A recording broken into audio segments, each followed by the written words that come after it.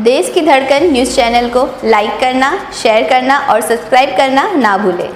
मोदी सरकार की उपलब्धियां को लेकर सांसद श्री पाटिल ने पत्रकारों से रूबरू कर चर्चा की।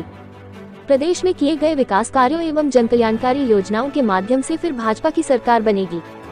खंडवा लोकसभा का मानसून सत्र विगत दिनों संपन्न हुआ, जिसमें सरकार द्वारा रखे गए कई अहम विषयों को लोकसभा एवं राज्यसभा में मंजूरी मिली। चल रहे सत्र में विपक्षी द्वारा अविश्वास प्रस्ताव को भी हार का सामना करना पड़ा।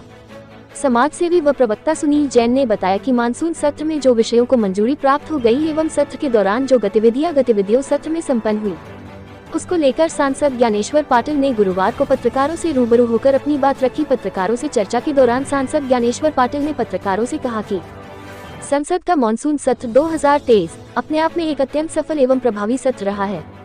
सत्रारंभ के पूर्व से ही विपक्ष के घमंडिया गठबंधन का रवैया देश के सामने आ चुका था।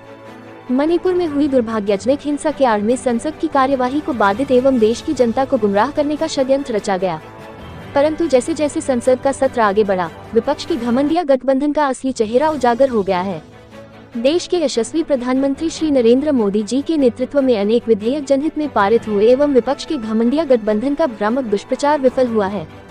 विपक्ष के घमंडिया गठबंधन द्वारा लगातार किए जा रहे व्यवधानों और हंगामे के बावजूद मोदी सरकार ने आम नागरिकों के जीवन को और अधिक सरल एवं सुविधाजनक बनाने हेतु महत्वपूर्ण विधायी सुधार पारित किए हैं। यह न केवल आम जनता के हित में काम करने की मोदी सरकार के दृढ़ संकल्प को दर्शाता है, बल्कि विपक्ष के धर्मदेय गठबंधन द्वारा खेली जा रही संवेदनहीन और संकीर्ण सोच वाली राजनीति को भी उजागर करता है। सत्र के दौरान बाधाएं पैदा करने की तथा देश की जनता को गुमराह करने के विपक्ष के घमंडिया गठबंधन के विफल प्रयासों के बाद भी मोदी सरकार ने सेवा, सुशासन और गरीब कल्याण पर ध्यान केंद्रित करते हुए भारत को अमृतकाल में ले जाने की दिशा में अपने कदमों को मजबूती से आगे बढ़ाया है। सत्र में लोकसभा और राज्यसभा के साथ 25 सरकारी विधेयक प्रस्तुत किए गए। 23 विधेयक दोनों सदनों में पारित हुए, जबकि 07 विधेयक 11 अगस्त 2023 तक भारत के राजपत्र में अधिसूचित किए गए हैं। सरकार ने औपनिवेशिक आपराधिक कानूनों को निरस्त करने और अमृतकाल के अनुरूप सुधार लाने के उद्देश्य से देश में आपराधिक न्याय प्रणाली में सुधार के लिए 3 विधेयक भी प्रस्तुत किए। तीनों विधेयकों को स्थायी समिति के पास भेजा गया। श्री पाटिल ने बताया कि दिल्ली को लेकर भी विधायक पास हुआ, जिसमें राजधानी क्षेत्र दिल्ली सरकार संशोधित विधेयक 2023 राष्ट्रीय राजधानी क्षेत्र दिल्ली सरकार कानून 1991 को राष्ट्रीय राजधानी क्षेत्र दिल्ली सरकार संशोधित विधेयक 2023 संशोधित करता है। विधेयक महत्वपूर्ण है क्योंकि ये दिल्ली NCT में भ्रष्टाचार मुक्त शासन सुनिश्चित करेगा। डिजिटल व्यक्तिगत डाटा संरक्षण विधेयक 2023 डिजिटल देश में डिजिटल व्यक्तिगत डेटा को सुरक्षित और विनियमित करने का प्रयास करता है। विधेयक का उद्देश्य वैध उद्देश्यों के लिए डिजिटल व्यक्तिगत डेटा के प्रसंस्करण के साथ साथ ऐसे डेटा की सुरक्षा सुनिश्चित करना है। पत्रकारों द्वारा पूछे गए प्रश्न पर सांसद श्री पाटिल ने कहा कि भाजपा के केंद्रीय नेतृत्व ने विधानसभा चुनाव को लेकर 39 उम्मीदवारों की सूची जारी की है। इसका मेन उद्देश्य है कि उम्मीदवार अपने चुनाव प्रचार के कार्य में लग जाए और यहां से भी जीत प्राप्त हो। 50% कमिश्नर को लेकर सांसद श्री पाटिल ने कहा कि प्रदेश में कांग्रेस के पास कोई मुद्दा नहीं है। चुनाव में जाने के लिए इस प्रकार के झूठे आरोप प्रत्यारोप कर जनता को गुमराह करने की कोशिश कर रहे हैं, लेकिन प्रदेश की जनता जानती है कि प्रदेश में सही विकास हुआ है तो भाजपा सरकार के द्वारा हुआ है। अरुण यादव जी मेरे भाई हैं, लेकिन 2 दिग्गज नेताओं के आगे उनकी चल नहीं पा रही है, इसलिए अपनी जमीन बनाने के लिए हुए इस प्रकार के आरोप प्रत्यारोप भाजपा पर लगाकर अपनी जमीन को मजबूत करने में लगे हैं। किए गए विकास कार्यों एवं जनकल्याणकारी योजनाओं के माध्यम से प्रदेश में फिर भाजपा की सरकार शिवराज जी के नेतृत्व में बनेगी। खंडवा से सनावद मेमू ट्रेन चलाने के लिए प्रयास किया जा रहे हैं, शीघ्र सफलता मिलेगी।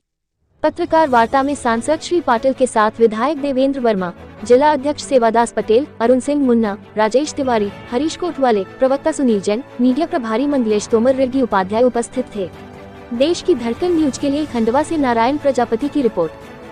की जो है लिस्ट जारी हुई है मध्य प्रदेश के द्वारा, तो बाकी लिस्ट इन 39 को लेकर क्या कहना है, तो बाकी जगह कब तक होगी और इसको लेकर क्या कहना है? मैं देखिए आप बता रहा हूँ, मैंने तो देखी नहीं सूची अभी, लेकिन यदि 39 विधानसभा क्षेत्रों की सूची जारी कर दी है तो बहुत अच्छी बात है, क्योंकि हमारी पार्टी तो लगातार 12 ही महीने काम करती रहती है और जहाँ की भी सूची यदि जारी की है तो वहाँ हमारे जो उम्मीदवार है उन लोगों को काम करने का जो भी कुछ तैयारी है वो तैयारी तो लगातार पार्टी तो करती है।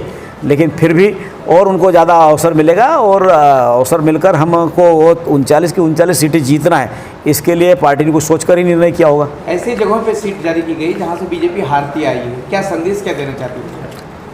तैयारी करने का अवसर मिल रहा है और इस बार जीतना है, जीतना लक्ष्य है। एन वक्त पे यदि पार्टी, मैं कह रहा हूँ ना, जैसा कि हमारे नेतृत्व ने यदि कोई सोच कर किया है तो कुछ न कुछ सोचा होगा। ऐसी सीट जिसका बीडी शर्मा भी विरोध कर रहे थे, शिवराज जी भी विरोध कर रहे थे, इसके बावजूद संगठन ने उनके नामों की सूची जारी की है। नहीं, इस बारे में मुझे जानकारी नहीं होती, इस बारे में तो वही बता पाएंगे। एक चीज़ और पूछना चाहूँगा, हाल ही में जो है आरएसएस का एक सर्वे जो है चर्चा में आया था, जिसमें कि ये बताया जा रहा था कि कांग्रेस की सीटें बढ़ रही है, इसको लेकर के भाजपा में बौखलाहट थी, क्या कहना है? देखिए, पहली बात तो आरएसएस हमारा कोई इस तरह के सर्वे करता नहीं है। आरएसएस संघ हमारा अपना अपना काम करता है, ये पार्टी का काम है, ये पार्टी अपना काम करेगी। सांसद जी, अरुण यादव ने एक बार फिर ट्वीट करा है, नितिन गडकरी की चिट्ठी का हवाला देते हुए ने कहा है कि मध्य प्रदेश में भ्रष्टाचार चरम पर है, 50% कमीशन चरम पर है, चेक पोस्टों पर जो है चेकिंग के नाम पे वसूली की जाती है गाड़ियों के कागजात पूरे होने के बाद भी। तो ये भ्रष्टाचार नहीं है और कमीशन नहीं है तो क्या है? देखिए, भ्रष्टाचार की बात कांग्रेस को तो करने का हक और अधिकार ही नहीं है। और रहा सवाल कि उन्होंने जो भ्रष्टाचार की जो बात कर रहे हैं, वो जो लेटर दिखा रहा है वो पूरा तरह से फर्जी लेटर है और कांग्रेस तो भ्रम की स्थिति पैदा करना जानती है और भ्रम, लेकिन जनता सब जानती है। और यदि ऐसा कोई विषय है तो उसका नाम पता उजागर करना चाहिए, लेकिन ऐसा झूठ पत्र जारी नहीं करना चाहिए। और भारतीय जनता पार्टी की सरकार ने भ्रष्टाचार पर पूरी तरह से ब्रेक लगाने का अपनी तरफ से भरपूर प्रयास किया और यदि ऐसा जितने भ्रष्टाचार के मामले उजागर हुए तो सिर्फ भारतीय जनता पार्टी की सरकार में उजागर हुए। प्रधानमंत्री का आगमन हो रहा है, उस पर थोड़ा सा